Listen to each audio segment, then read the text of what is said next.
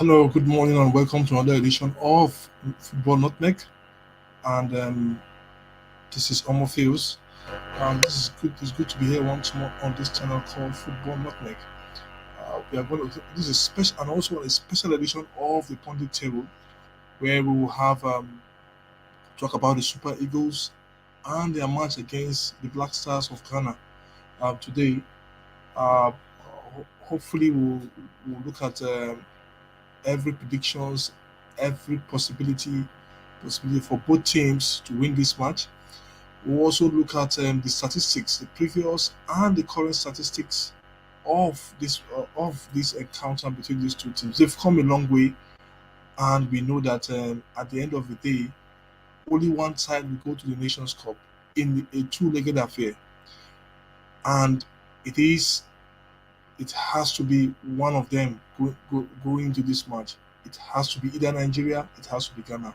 The first leg will be played in in Ghana, and the second leg will be played in Nigeria after 4 days. It's good to be here once more. Kindly subscribe to our channel. Kindly kindly like our videos. Kindly watch our videos and tell us how much more we can improve this channel. It's good to be here. Okay, quickly, I think I also have my usual suspect. I also have my usual suspect uh, on, but quickly I will go through the statistics and tell you how many times these both teams have met. Uh, uh, tell you how many times both teams have met.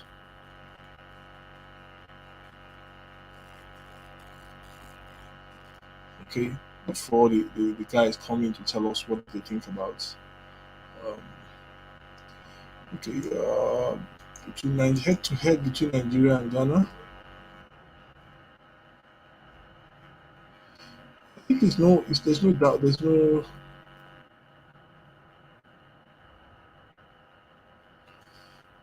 head between Ghana and Nigeria, or Nigeria and Ghana. I think we do have it. Seen it before. Okay, these two sides have met a total of let me see. These two sides have met. Let's see, usual suspect. These two teams have met. Let's see.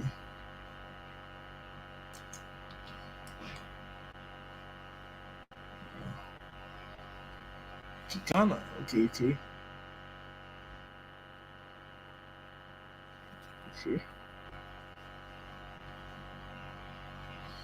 Let's see the head to head. Ghana has won 10 times, drawn 18, and lost 21 times to Nigeria. Uh, most recent is let's see.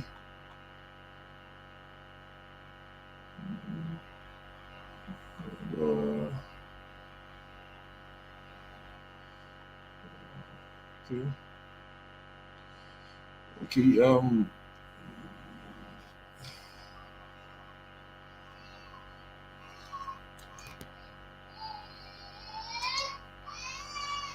Okay. And the most.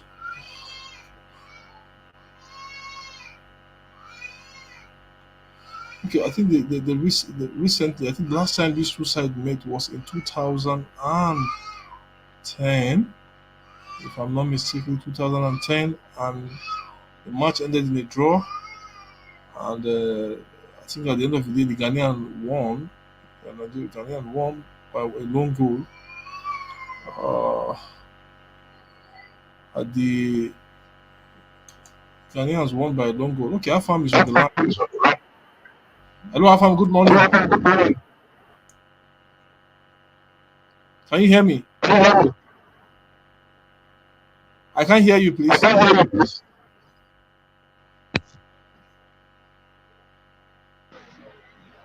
Hello, Afam. Hello? Yeah, I can hear you. Can now. you hear me? Okay, good morning. How are you doing? Yeah, I'm great. Good to be here once more. All right then. Nice being with you this Okay, morning. Sorry, I entered late. Is yeah, it's Nigeria versus Ghana. At the World Cup playoff to look for a place in the in Qatar 2022 World Cup final that we played in November, December.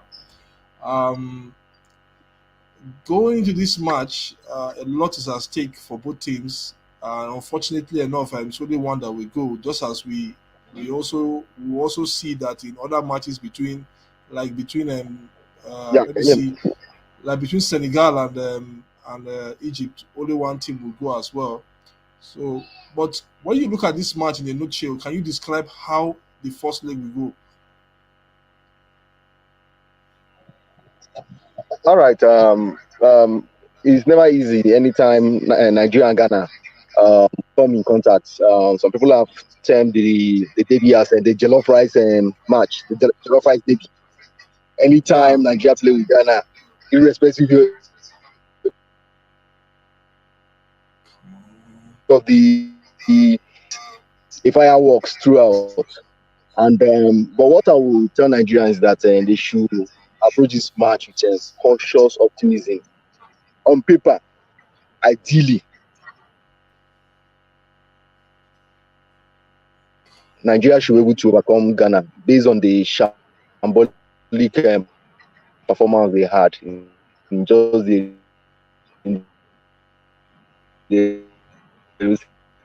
recently concluded Nations Cup.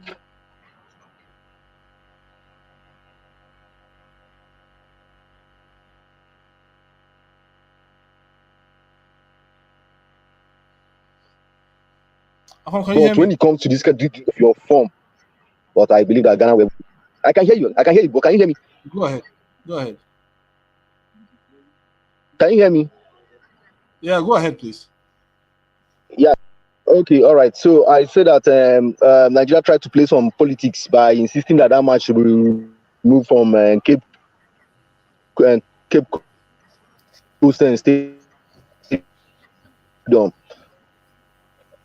to be taken to a neutral analysis. We're able to settle for Baba Yara Stadium in Kumasi. Yeah. Be that is me. The match is going to be very difficult for you to see the rivalry, for you to see the passion, and for you to see the intensity. It was just this week, within this week, that Ghana were able to release their own list of players that are going to play the match. For you to see the intensity and the rivalry.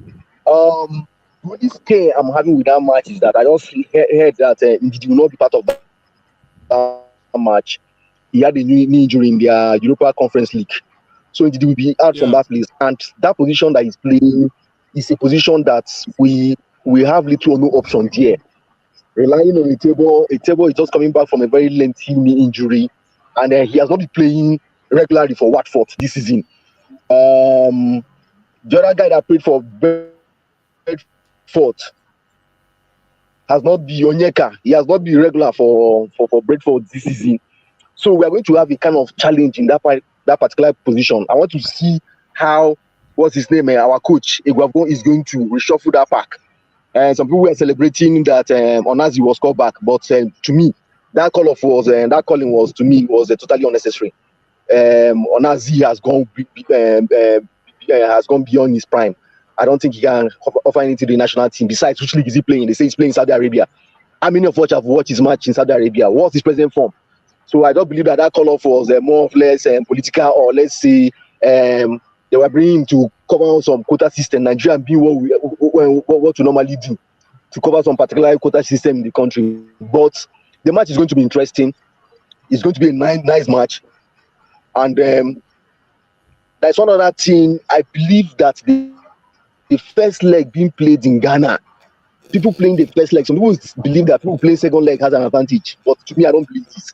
First leg is very crucial, because if you should play a first leg and have a favorable result, you are going to the second leg with optimism and also with the confidence in order to finish it off in the second leg. So Nigeria should try very well, make sure that they don't get beaten in Kumasi. Worst case scenario, they should get a draw. And I still believe that there is a way goal in this. Unlike a UEFA competition in which a away goal has been scrapped, there's still away goal rule. NFF should know that there are away goals in this World Cup qualifier because it's still the CAF rules they are following and FIFA rules. So we should try as much as possible, make sure that we get good there. We should not be pity. And let's see how we are going to come back to Nigeria and finish it off. And we also know that the second leg is going to be played in Abuja. Abuja is not a good home for the Super Eagles. Abuja Yeah. fans don't normally come out to support the Super Eagles.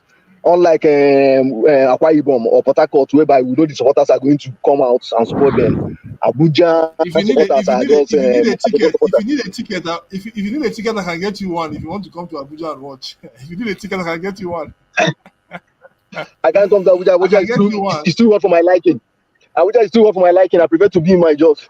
Abuja, somebody told me that it's closer to hell. So I prefer to stay in my Jos. My Jos, we have a very favorable weather here. So thank you for the offer, but no thanks anyway.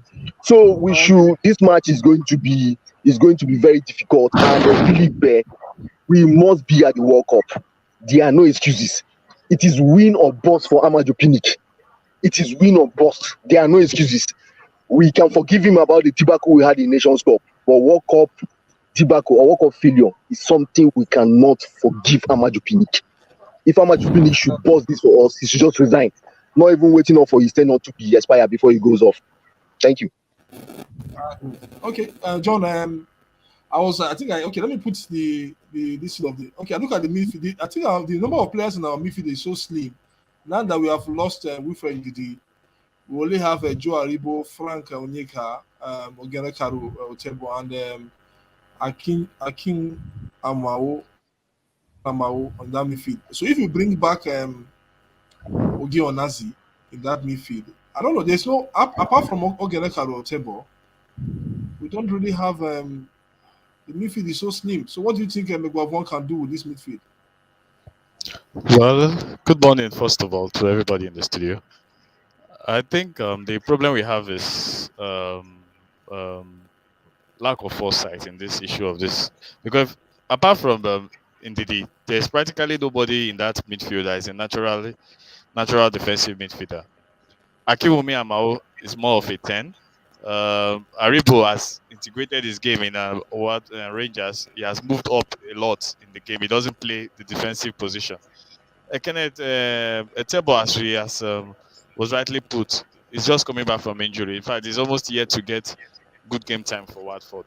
Now, these are the three main players we are expecting to stand in. Frank Onyeka himself is also not even in Brentford. He plays more like a 10, more like an 8. That has even been part of what has limited his game time ever since Eriksen started coming into the team. But what I see is, I think the Eagles should just go out and play their kind of football. We all know that the Eagles in the midfield, they always rely on this grit that they brings to the team. But it's time for the other players to step up. Joe Aribo has been nothing short of outstanding for Rangers this season. I expect him to bring that form. Even at the Nations Cup, he had a very, very fantastic Nations Cup.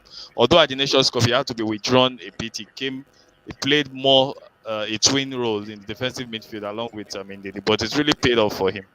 But what I'm looking at now is how are they going to play? I won't expect Onazi to start because just as we've been saying, as you said earlier, Onazi is not even playing in the first division in Saudi Arabia. He's playing in the second division. And he has only played 3 matches so far for that team. I don't know what quota system is being used to select him because I think from his own part of the country, there are more than enough players there that are being represented in the Eagles. Onazi should not even be having a reason to say he's in that team for quota system. Only Guavo know what he thought about that Brady bringing Onazi. I guess he thought in his mind, let him just get him on the bench and all. But now we have seen where the problem just came from nowhere, just on Thursday here. The mainstay in that Eagles midfield now, Wilfred is not in, and all of a sudden everything is going to shambles. But I believe the Eagles should be able to get very good, favorable results in Ghana, because this Ghanaian team, apart from we know they will not be playing, but if you look at the other players in the team, they are not at the best of forms at the moment. We may cry that the Eagles themselves are only just all of them are just coming back into their groove, but the Ghanaians themselves are trust me, they are in a worse position. The Eagles should just go there. For me, if the Eagles can even get a win out of there, it won't be something extraordinary because it's not it shouldn't be beyond them based on what we've seen the Eagles perform lately.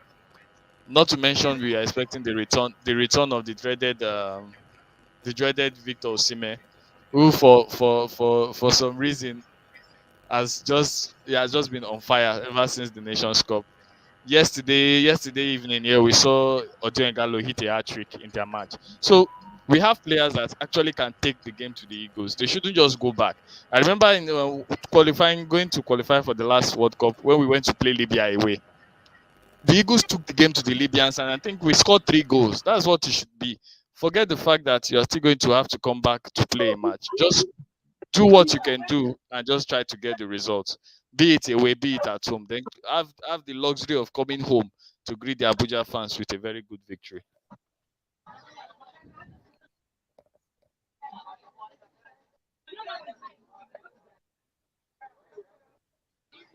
Hello? Hello?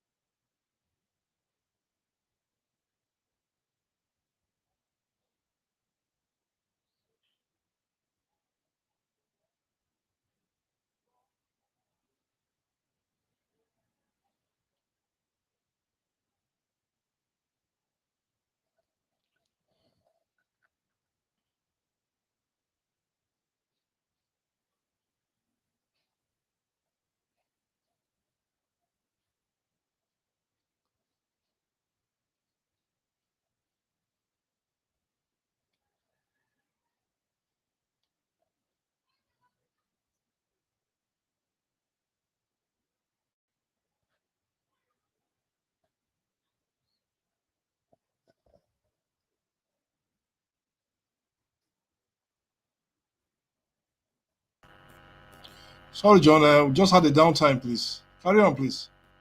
Yes, I was actually talking about the mainstay of the Eagles, and I expect we've been seeing the Eagles, the strikers in the Eagles actually having very good reign of form. Last week it was Victor Osimhen with a brace.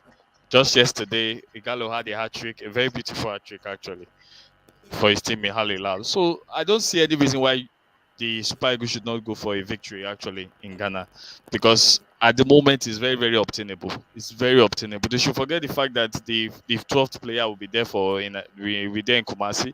They should just go out and play their game. I believe it's very very obtainable. The worst is they should come back with a draw. I shouldn't see them losing that match because it's well beyond their reach. Thank you. Okay. Um, Afam, is this victory obtainable in Ghana? Yeah, it's obtainable, but like I told you, if you can remember what I told you before the Nations Cup when we are blowing teams apart, I told you that we should have this cautious optimism. This is a derby, and it has nothing to do with the kind of form your players are in presently. There's a lot of rivalry that is here. There's a lot of passion that is here. So little or no, this in form is actually when it comes to issue of Nigerian Ghana, Nigerian Cameroon. Like I told you, I was just hearing again that our captain or assistant captain Truseko might likely not play this match.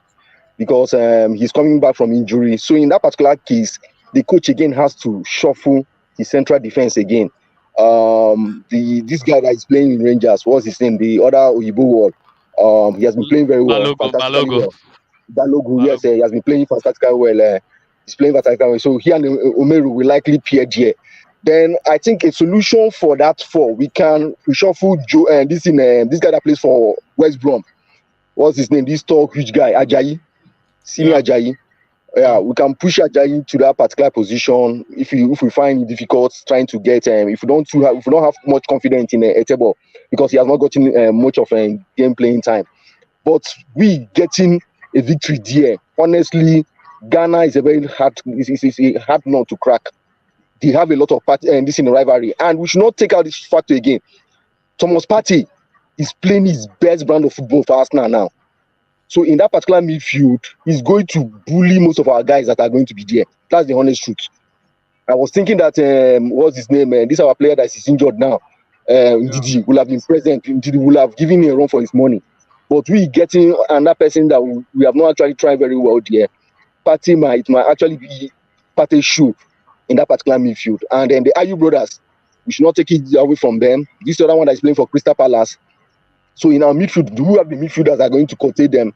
Because what I understand is that most of our strength now lies in the attack. But it's not only attack that plays the football. You need to get the defense that is going to solidify this. Then you get a midfield that is going to contain them and also create this in the goal opportunities there. So we getting a victory. Yes, it's possible, but we should not place so much emphasis on that. If we can get a draw, get a goal in that place, then come back down here in Nigeria and finish them off.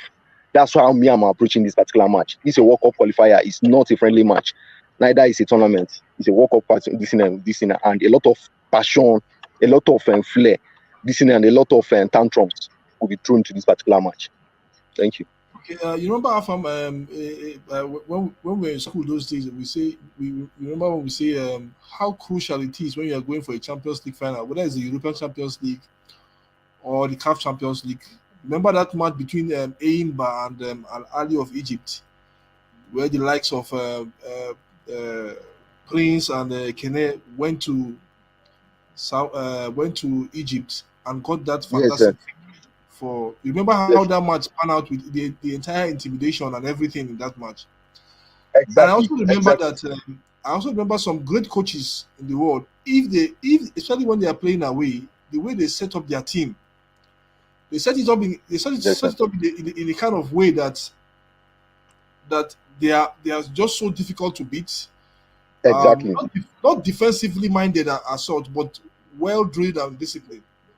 Drilled, make them unplayable, make your opponent make the Exactly, opponent to exactly. unplayable. So Just like Wolves and Hunter Wanderers this season in the Premiership. Difficult to play. Make it exactly. boring for your opponent. Make it So difficult. Make it set it up that way. so guys, don't we think that um, uh, the coach Austin Cerezo Guavon should be looking towards that way, not necessarily going all out there to defend, but basically having a structure, which I think was what failed him in the last 16 of the Nations Cup. Having a very good solid structure of which he can go out there and say, "These are my boys. I trust them. They can get the job done with that discipline, with that finesse.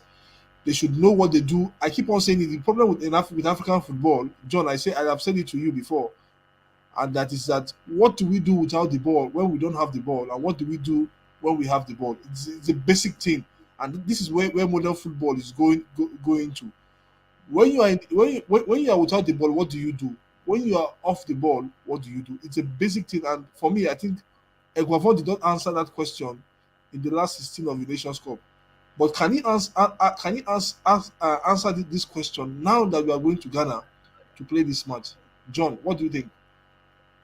Well, I would expect. I can't really say about Iguavoin, but I would expect normally the Eagles should be good enough to handle themselves in this match because if you take a look at coming from the Nations Cup, yes, at the Nations Cup, the Eagles met met a very stern, I would like to say, unprepared Eagles, or what they just underrated the Tunisians. But if you want to have a very good picture of an Iguaboy team, you look at that team that played against Egypt, because that Egypt match actually called him to order, because it was everybody was expecting him to lose, and he came out and really showed his tactical onions there.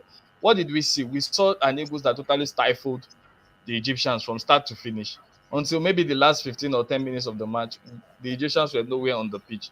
That's why I said the Eagles should just curtail what they can do. Come out. We always don't. If you say you shouldn't, every team should play to their strength. Now we obviously know that this Eagles team, if they are on the back foot, they are not the best team. They are always better when they are on the front foot. So why not actually try and go on the front foot away? I'm not saying you should go all gung ho and just open up the pitch, but try and curtail the teams at least from the front. Now we have very very aggressive players. Our midfield might be a little bit slim and not the strongest, but we have aggressive players attacking. We have a Simon. Everybody knows the work rate that Victor Osimhen brings into the team any day, anytime. So why not actually go out and play against this team? The Ghanaian team, I keep saying it, they are not the best team, even with the ball. They are not the best team with the ball. We saw them against Comoros. This was a Comoros team that was practically unknown, but they used the Ghanaian team to announce themselves to the world. So why not actually go out at this team? The worst you can get is try and get is, even if you're going to be defeated, it should be a very slim victory. But I see no reason why the Eagles team should just go and set up not to lose. Yes, it's a two-legged affair, but they shouldn't go up and set up not to lose. Go out, play the best game you can play, and see what comes out of it. Okay, Afam, with respect to what I said, what is the best formation to carry out that strategy I just mentioned earlier? Yeah, the best strategy, I believe we should just go for 4-2-3-1 formation, whereby we're going to have two defensive midfielders. This one that and it is not there. We can play what's his name? Simi Ajayi in that particular midfield, and also Joao Aribo. Play them that particular place. Then in the midfield, we play again Etebo. We play what's his name? This guy that plays for Watford. Dennis that refused to play for us during the Nations Cup. We can play him behind this thing is the striker. Then I don't want to see this guy that plays for Villarreal, Chukwueze. Chukwueze has not been. My problem with Chukwueze is his conversion ratio is very poor for a player of his talent. He's more of a showbiz player. He doesn't convert at his age and the level of football he's playing. His turnout, his output should be more than what he's getting. He can be very busy, but at the end of the day, he's doing nothing. So I don't want, even if he's going to play that match, but he should not start. Then of course, Osimhen should be our point man in that particular distance and should lead the attack because of his energy level, his drive, and he's somebody Yeah. that can actually bully defenders. He disturbs defenders, and once Osimhen is in that particular place, you notice that the defenders are going to be okay. Then another place again we are not looking at is the issue of our goalkeeping department. I don't even know who we are going to use at this particular time.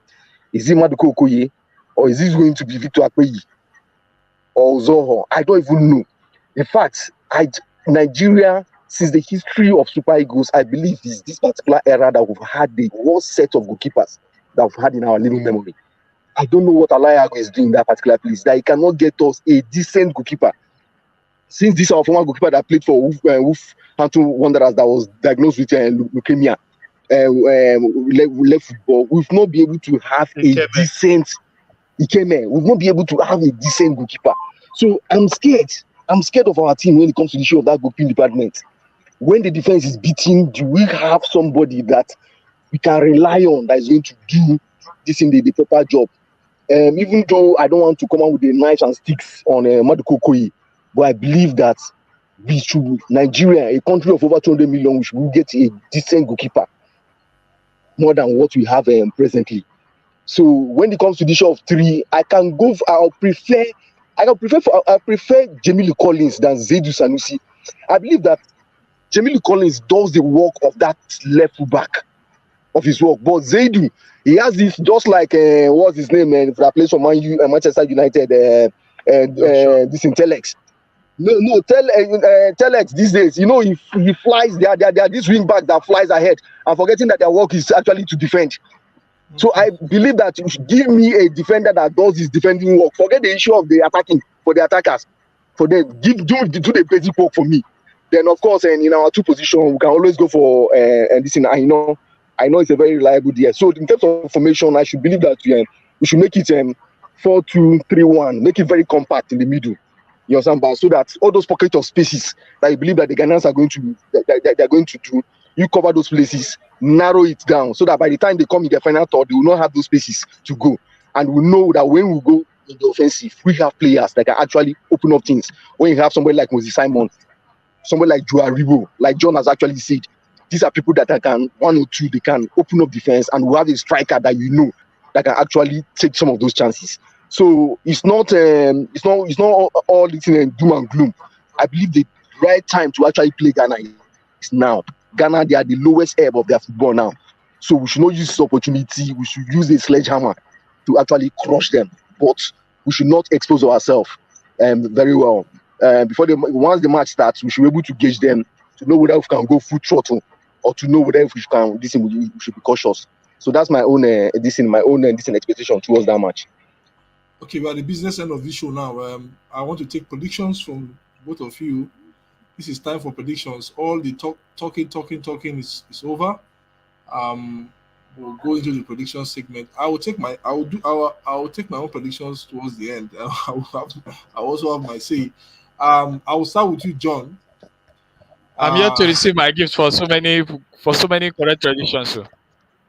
It's only 2 now. It's only 2.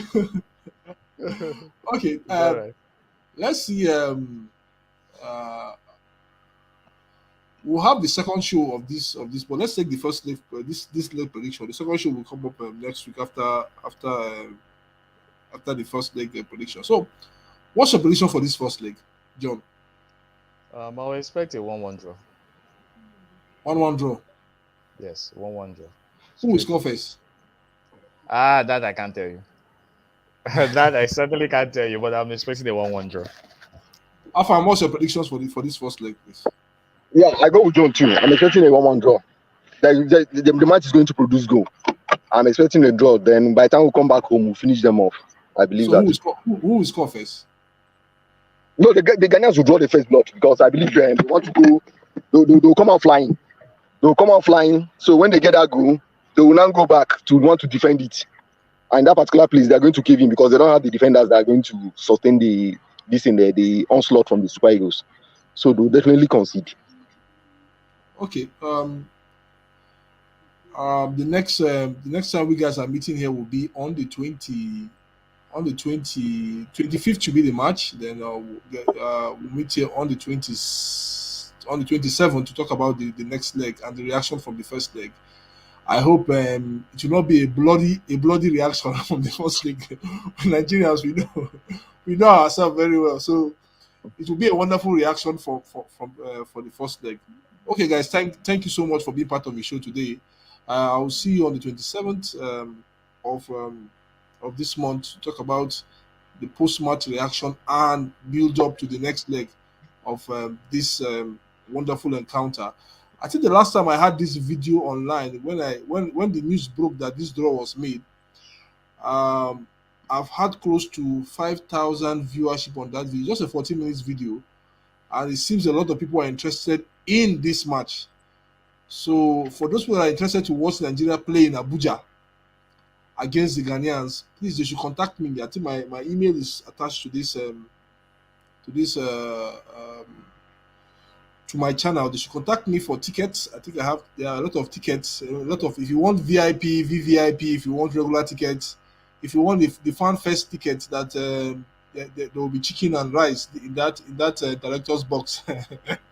Just contact me. Okay, Afam, before we go, I don't know your schedule, but I'm looking at a situation whereby once in a month I will come up with at least the 6 big teams in England to come and talk. I know you're an Arsenal fan, and things are really going very well for you guys. But I'm sure today you guys will get have it difficult, easy against. Trust the process. Philip is a process. I'm not even looking at top four for Arsenal this season. The process is by Arsenal will become competitive 2024. By 2025, that's when Arsenal will come out full That blast. is if you don't lose some of your players. We are not If you going to don't lose lose it. some of That's why I your players, believe you. We are going to commit them to long-term contracts. Is Bukayo Saka? He has like it is 18 not months just left his long term. contract. It's not just long term contract, but a lucrative contract that can keep that player in that team. It's Sure, not I just agree long with term. you. Yes, I agree with you. That's why we are trying to put those guys on long-term contracts. By next season, we've identified our problem. Our problem is the striking department. That's now we don't have a striker, and then But that's you kicking just saw against. your top striker that's been banging in goals. No, How many goals? 7 goals so no, far. no, no. Forget the which goals is he banking. He's scoring tapping goals. The guy was a distracting factor within us now. So we rather cut our own nose in order to spite our face. So there's nothing we've lost there. He doesn't have any passion again with the team. It was the right decision that the club did, and that's why I'm kicking against Arsenal giving a long term and giving a contract to like I said should go. You should go. We've had those kind of issues twice. Gave Ozil long term contracts. We saw what it turned out to be. Gave Williams a short and big time contract. We saw what it turned to be. Gave Aubameyang a long time contract. Look at what it turned to be. They should go. Let's get a striker, and I'm looking at a striker within the edge, a striker in the mode of this guy that is in Everton. What's his name? Calvin Sterling. Calvin Cavani. Lewin. Calvin Lewin. Yes, exactly. A box striker. I don't want a skillful striker. Somebody that will just tap in the goal for me. So I believe let's prioritize that. Once we get that striker, I believe that by next season or next 2 seasons, Arsenal will be competitive because they're in the right trajectory. Okay. And over to you, John. As a Manchester United fan, is it all gloom and doom for United at the end of for this season? Well, I can say it's all gloom, but definitely not all doom. Because Adibin, just as he was saying, it's about the process. And at United now, But the there's process has definitely. not been working. The process has That's not what I been want to working for say. At United. United now, there's definitely no process at all. So I can't really say it's all doom, but it's all gloom at the moment, definitely. Because it's all about. That's why I keep saying, for me, the season has actually ended for me. It's all about what happens in the summer. What does United do? Who do they appoint? For me, I would have just. Well, I just can't say really because I wouldn't say. That's why I said it's all gloom at the moment. I'm very Okay, down in two about the minutes. team. In 2 minutes. In 2 minutes. Just Mm. if you are the high at the hierarchy of United, who will you go for as a manager? Definitely, I'll go for Ten Hag, because you see, if you look at the best teams that have been performing everywhere, it's all about the cordial relationship between whoever is sitting on the bench and whoever is sitting in that technical director's box. Now, United has gotten they've been able to solidify the issue of Ragnick as the next consultant in the sporting director position. So why not get somebody he is able to work with? If you look at Pep is working very well with Tixi in at Man City. That is how every team does. You get a very good coach, and you get who they work with very well. Arteta and Edu are And they do. working That's what I'm closer. saying. So it's all about the problem keeps having is whichever coach comes in, they keep having problem with what's the name with Leonardo. So Ronaldo and the if coach. Leonardo. yes, if there is no sync between whoever is the sporting director and the coach on the bench, there will always be that issue. So since already you know that Ragnar is going to be the coach and he's telling you that okay, why don't you get this particular person that can work better with him? Please just get the coaching and let's see how it goes. But also for both clubs, for both Arsenal and United, going to next season, it's all about for Arsenal, it's all about good scouting, and for United, it's all about getting the right man at the end of that and good scouting. It's very important. I keep on saying scouting is very, very important. For me, you can sign an Ahmad Diallo. Haidara Diallo. or Diallo for 50 million pounds. He's an unknown. You can sign for, and he still delivers at the end of the day. I think remember those days when we had when you see Ferguson, you see Arsene Wenger. I look at those players those days. I think I was talking to somebody. I said that Arsenal team, Afam, if you remember the Arsenal team, all throughout from to 2000 2005, there's a certain Yes, player sir. in that Arsenal midfield. Everybody thought that it was the Vieira that was doing the dirty job, left, right, center. He was the main man in that midfield. But I said there was a certain World Cup winner in that midfield that was unknown and that was bought for as little as less than £10 million. Who was Gilberto Silva? Gilberto, Gilberto Yes, Silva. he was Gilberto Yeah. Silva. But these Mm. days, what we discovered that agents they begin to when they have players that can kick the ball long, they begin to sell those players into our faces. That these players are good, these players are this, these players are that. We need these unknown names that will come in. We have an Harry Maguire. I keep on saying, and Harry Maguire, there is an £80 million sheet. Yes, apologies to United fans that are watching. For me, it's an £80 million sheet. And you have an unknown guy that was brought into United for as little as £6 million. The Mandavidi, Vidic, in 2004. Yes, Vidic. Come. Vidic Yes, and Ferdinand. Those yes. years. Well, the first match he played, he was awful in that match. But after that match, guys, we knew what happened. I think the story was the story about Vidic in United was just perfect for him. The same thing with Evra as well. I don't believe in signing players for £50 million, and at the end of the day, they do nothing when you see. You expect them to put as much into this club, into your club. I think the era of signing players very expensively should come to an end. If that FIFA rule with respect to agents can kickstart very, very, very soon. That era should come to an end. Yes, we will see players being signed for £80 million, £150 million, but But it I should be think worth that it. if you have to sign a player for £50 million, Neymar was signed for £200 million. But how did it? How is it going for him? He has not brought in what is the club is expected him to Well, do.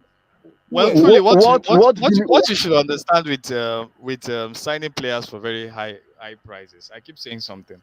If you see Jorginho now, at least based on the last ranking, is the best midfielder in the world because at least as a midfielder, he came in the top three for the Ballon d'Or. But if you carry that same what's it called now, that same Jorginho and bring a Paul Pogba still rates higher in the market.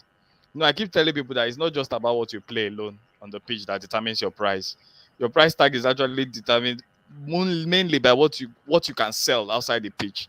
David But Beckham that went is to that yes, is what we don't no, want in no, football now. That's what no. the That selling is what. aspect of it. See, you will definitely keep wanting it because you are here now talking as a fan. They are there talking as managers. For heaven's sake, this is someone's business.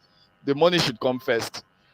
As a fan, yes, trophies and everything you want that Afam, to do you come agree first. that the But money should come first? no, definitely to come first. no, For if you are running a club, it to come first. I agree with John. If you are running a club, you should come first because it's through the money you'll be able to maintain the Yes, club entirely and also get some of these players. That's the reality of what you find now. You understand? But even though that's not what we want, football has actually lost its soul. But that's what it is. That's what it is. Honestly, that's what it is.